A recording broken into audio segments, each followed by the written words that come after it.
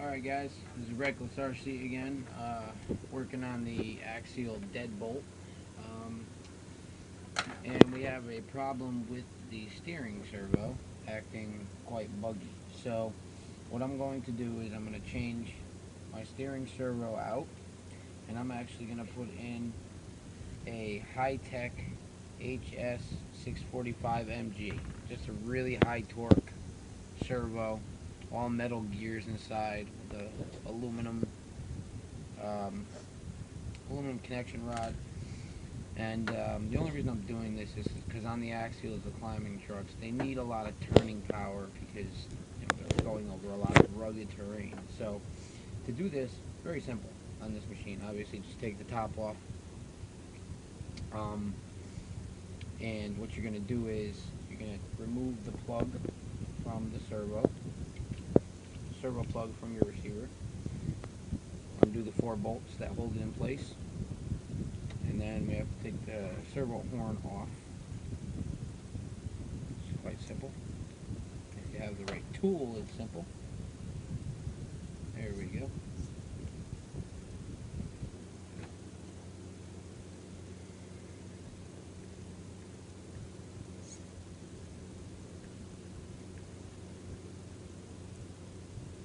Make sure you do not lose the washer. I think my washer is stuck in the servo horn. Nope, it's on the screw still. Okay. And also what I'm going to do is I'm going to take the servo horn off because I'm putting an aluminum one on, so there's no need to keep this one. Again, need the right wrench to do so.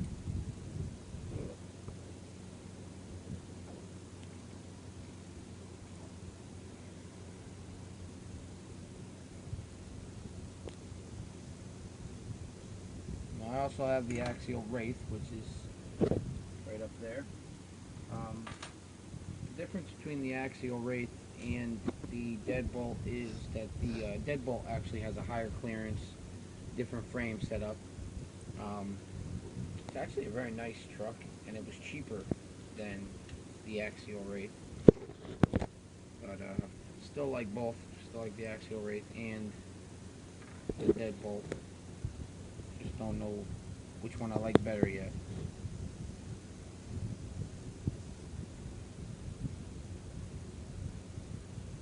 Okay.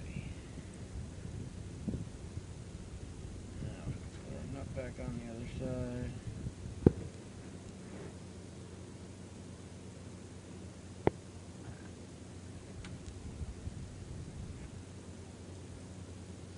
And another thing, guys, is all these steering linkages. If you do have an axial, either a wraith or the deadbolt, or I don't know if all of them are the same, but I think the Ridge Crest, there's the Ridge Crest and a couple other ones that are all the same. But these plastic connection rods here, or stabilizer bar, whatever you want to call this, is going to eventually, I'm going to replace it for aluminum because it's very, very bendy and flexible, which makes for, good if you impact things or if you're going over things because it flexes, but I think the aluminum would be much better to have. But anyway, getting back to this. Alright, so the servo horn's back in place. Now I'm going to mount the steering servo. Put my screws back in.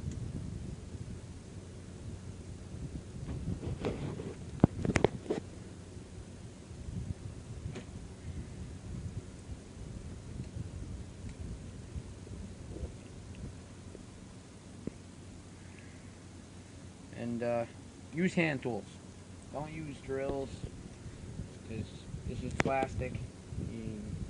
Last thing you want to do is strip out the servo housing by using a torque driver or some kind of power tool. So just hand tighten them till they're snug.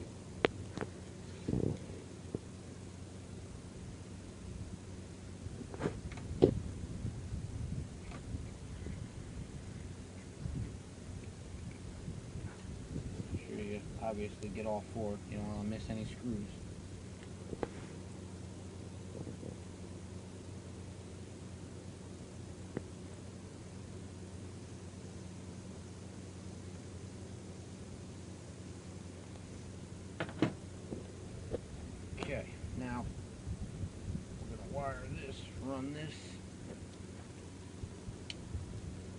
under the body here. Goes out of the way of the shocks.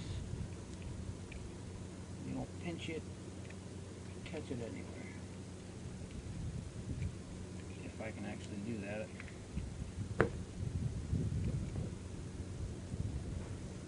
Problem is, you can't see what you can't see. Can't see what you can't see. Can't grab what you can't see. There we go. I'm just gonna pull that until it gets nice and firm. That's what she said. Alright. Oh, wrong way. Come in from the top.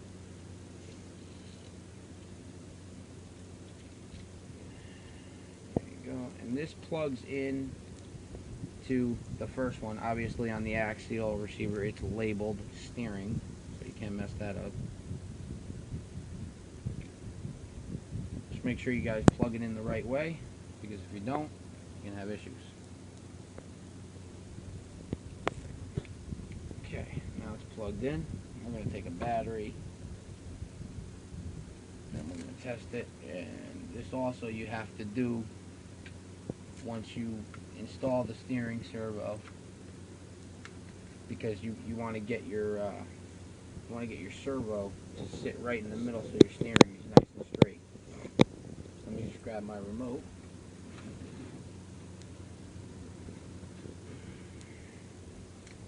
Power that on. Put that aside. Go plug your battery in. This is all self-explanatory to you guys. Missing my plug, there it is.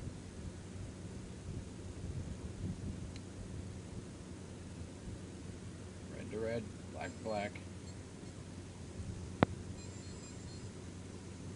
Make sure I plug the right one in. Yep, okay. So, there we go. We have steering, it's dead center. Go into your controller. Make sure that your steering trim is set right in the middle of 50-50.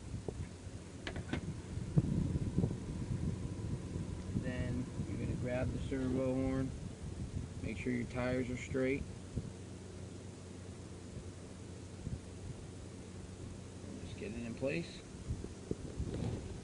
push it on. Take our screw, put our screw back in, and that's it. And then you're going to button it all back up, put your receiver box all back together, and then you can put the body back on. And this is metal going into metal, so it's going to be a little firm at the beginning. Just make sure you don't cross thread it, because then you will have a ruined servo.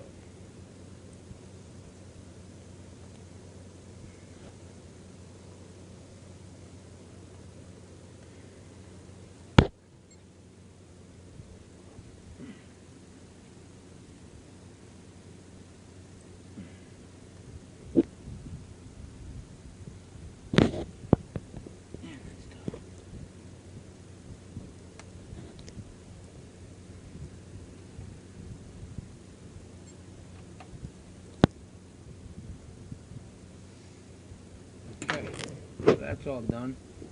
And test your steering. Nice.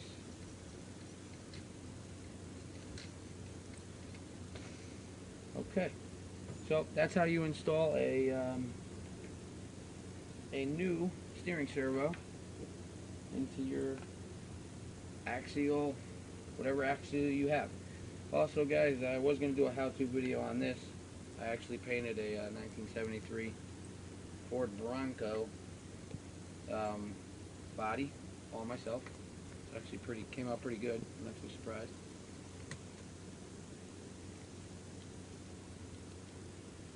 Also did a wiring kit.